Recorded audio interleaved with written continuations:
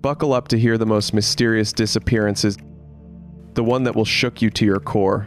And if you're new here, this is what we do. Real confessions, read exactly as they were written, no matter how uncomfortable they get. So hit the subscribe button and help me reach my goal of 500 subs. I genuinely appreciate every one of you. In 2018, USPS mail carrier Kiera Coles called out sick from work and was never seen again. Where is Kiera? This is my first post here, so I hope I will do her story justice. This is a case I happened to hear about by chance and stuck with me, especially considering how recent this case is and how relatable Kiera was as ambitious, optimistic young woman. This case is recent and absolutely solvable. I highly recommend checking out the sources I've listed as they go into more detail than I could condense into this post. The disappearance. Kiera Michelle Coles was 26 years old when she disappeared in October of 2018, her last confirmed sighting being October 2nd, 2018. One of 5 children, she was an ambitious, friendly, and assertive young woman working for the United States Postal Service as a seasonal mail sorter, and later, multi-year letter carrier living in Chicago's South Side near family, working full-time with the USPS and enjoying her career. She lived in the Chatham neighborhood and had a long-term boyfriend of 5 years, Joshua Simmons, though she did not live with him. Josh was also employed with the USPS. At the time of her disappearance, Kiera was 3 months pregnant and absolutely delighted to become a mother. She was diligent about researching baby products and eating well so that her baby would be born healthy. Heavily involved with her loved ones, Kiera regularly called and FaceTimed her family, often daily, and posted frequently on Snapchat stories. On Wednesday, October 2nd, 2018, Kiera called in sick and did not show up at work, despite packing her lunch and vehicle for work the next day. Though pregnancy presents vulnerability to illness, by the time her mother, Karen Phillips, hadn't heard from her on October 4th, 2018, Karen called the police for a wellness check since it was not like her to go silent even for a DAT. When police arrived, Kiera was not home, nor was there any sign of her. The surveillance footage. Shortly after Kiera's disappearance in 2018, Chicago PD released footage of a young black woman in a USPS uniform walking down the road in the Chatham neighborhood, which drew in numerous tips. Karen stated that she did not think this was her daughter, but was told by investigators that they knew this and not to share that information as the footage was helping keep the case active. Karen kept the secret for several years, but after her daughter's case began to grow cold, she publicly stated that this video was not one of Kiera. In June of 2022, previously unreleased footage was shared from across the street from Kiera's apartment, showing her getting out of her car at her apartment with her groceries sometime on October 2. Shortly after, a man arrives in a vehicle and enters the apartment. By the time night falls, Kiera and the man walk out of the apartment and get into Kiera's car. At 10:43 p.m., Kiera is seen in casual clothes on surveillance footage withdrawing approximately $400 in 2 transactions from an ATM at a 24-hour Walgreens.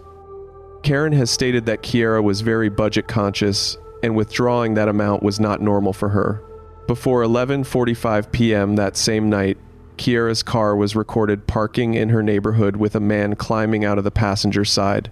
No other person was seen exiting the vehicle.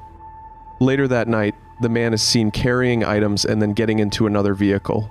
The suspects. It is important to note that the Chicago PD suspect foul play, but have not formally named any suspects. Regardless, there are persons of interest. Josh Simmons was also in a relationship with a pregnant woman named Kiara, and they had children together as well, mixed sources saying they were married versus dating. Josh and Kiara, who also worked at the USPS, transferred to Louisiana before the end of 2018. According to True Crime Garage's coverage, Kiera and Kiara were aware of each other's existence, and it is unclear what the exact situation was.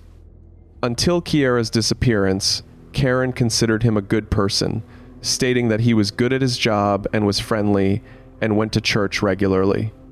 Once Kiera went missing, however, Josh was unhelpful, insisting he didn't have a key to Kiera's apartment and not participating in the search for her despite dating her for years. At the time, he also denied having plans to meet up with her that night, though he later admitted that he did. Additionally, the investigating agencies identified several persons of interest in Kiera's disappearance but did not name them publicly. The Chicago PD has stated they have a few persons of interest and have narrowed it down to a personal associate of hers and have a pretty good idea of what transpired, but do not have the evidence currently to back up any legal action. They do not specify the race or age of these additional POIs. It is important to note that when Kiera called out sick, it is unconfirmed that it was actually her calling out. The USPS has a formal process for sick time requests that requires computer and possibly verbal confirmation, so whoever called out sick would have to have access to Kiera's employee number and knowledge of the USPS system.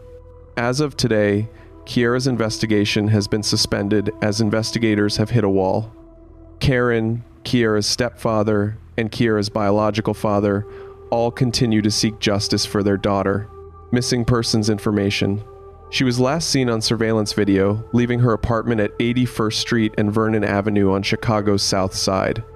Kiera's vehicle was found in front of her apartment with her purse, cell phone, and a packed lunch still inside. Charlie Project. As of this posting, she would be 32 years old. Kiera is a black female with multiple tattoos, including a heart on her left hand, the phrase Lucky Libra on her back, a jaguar's head on the back of her shoulder, words including the phrase Love My in a design on her chest, and words on her wrist, Charlie Project. She would be 5'4" and approximately 125 pounds. If alive today, she would be 32 years old. If you know anything about Kiera's disappearance, please contact the investigating agencies.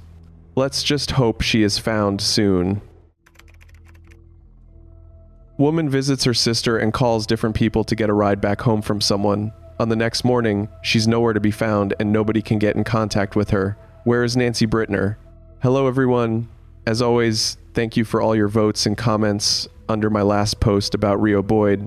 I hope that she will be found soon. Today I'd like to cover another disappearance. Background: Nancy Brittner was 45 when she went missing from Winchester, Virginia, USA. She was a mother of 4, 3 sons and a daughter, and a grandmother of 13. In her younger days, Nancy enjoyed partying, but she's been healthy, happy, and sober for a year by the time she disappeared. She used to struggle with alcoholism in the past. Kelsey Brittner, Nancy's daughter, said that her mother was the only person helping her with her kids. Nancy has been described as living somewhat off the grid. She didn't use social media, credit cards, or regular cell phones. She only used prepaid phones, also known as burner phones. As I am unable to check the website personally due to geolock, please treat this paragraph with a grain of salt.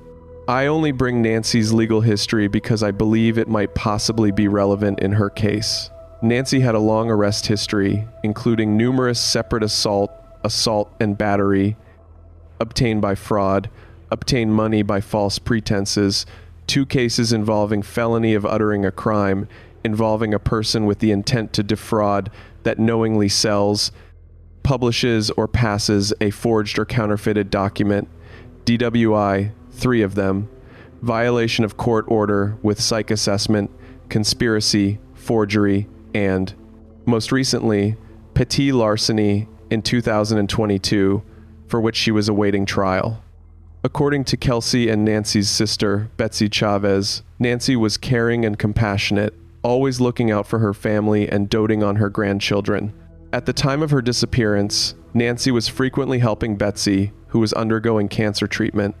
Nancy was last seen on the 28th of June. On that morning, she picked up a box of food at the Victory Church and delivered it to Betsy at her Efficiency apartment in the Relax Inn at 2645 Valley Ave. After a few hours, Nancy went back to the building she lived at. Kelsey and her 3 children lived at the same apartment building, so Nancy came to visit them and left at about 6 p.m.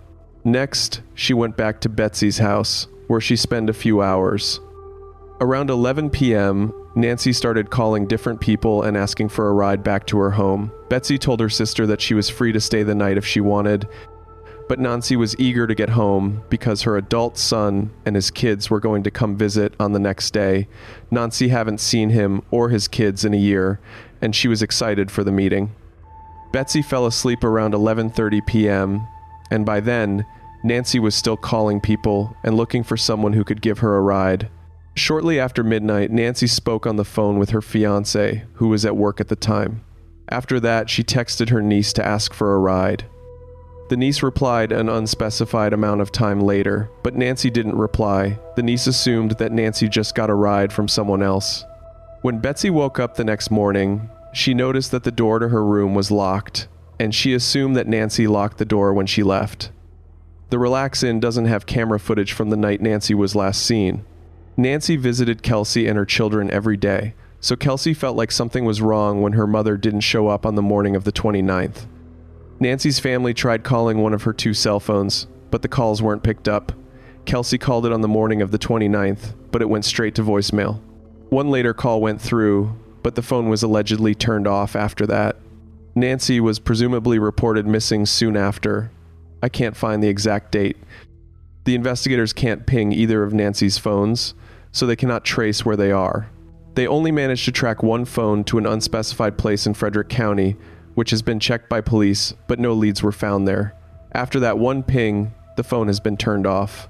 The family asked around the area of the Relax Inn and other local businesses, but nobody had seen Nancy that night. Conclusion: the family says that it's unlike Nancy to just vanish without telling anyone where she was going, not even when she was struggling with alcoholism. They believe that Nancy has been abducted by someone, and that she was picked up from the Relax Inn by someone she knew. The investigators have pursued multiple alleged sightings of Nancy, but all of them have proven unsubstantiated. Multiple properties and homeless camps have been searched with the help of cadaver dogs, but nothing has been found. The police say that they are unsure of the exact circumstances surrounding Nancy's disappearance, but they said that she isn't in any legal trouble and that they are just worried about her welfare.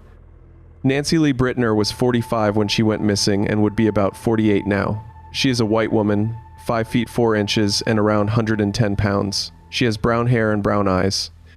She has tattoos on her neck, chest, feet, leg, and both arms, including but not limited to leaves on her neck behind her ear, a large cross on her upper arm at the shoulder, a flower with vines on that forearm, a fish skeleton, and a flowered band on the opposite upper arm, a butterfly, hearts and the dates on her chest, and a Playboy bunny tattoo on her calf. Her ears are pierced.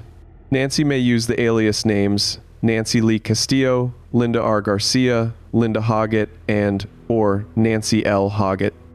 She was last seen wearing a black sleeveless tank top, denim shorts, black and gold sandals, and multiple rings on her left hand. She was carrying a purple tag-along suitcase. That's it for tonight. If you enjoyed listening to these stories, please support my channel so I can bring more thrilling stories your way.